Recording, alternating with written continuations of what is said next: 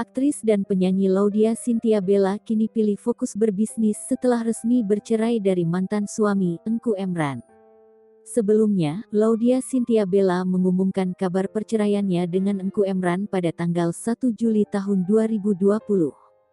Kepada awak media, Bella mengatakan ia dan Engku Emran sepakat untuk berpisah secara baik-baik. Kini sudah 1 tahun lebih, Bella terlihat lebih menyibukkan diri dengan berbisnis. Hal itu diketahui melalui akun Instagram pribadinya @laudya_chintya_bella. Bella lebih sering memposting produk hijabnya L by Laudya Chintya Bella di Instagram, sekaligus menggandeng penyanyi dangdut Lesti Kejora untuk ikut mempromosikan produknya. Bella juga terlihat membagikan unggahan foto saat merayakan Idul Adha bersama sang mama, Neni S, dan Lesti Kejora. Ketiganya tengah duduk di meja makan bersama dan terlihat raut wajah bahagia. Bella membagikan 4 foto kebersamaannya bersama mama dan Lesti.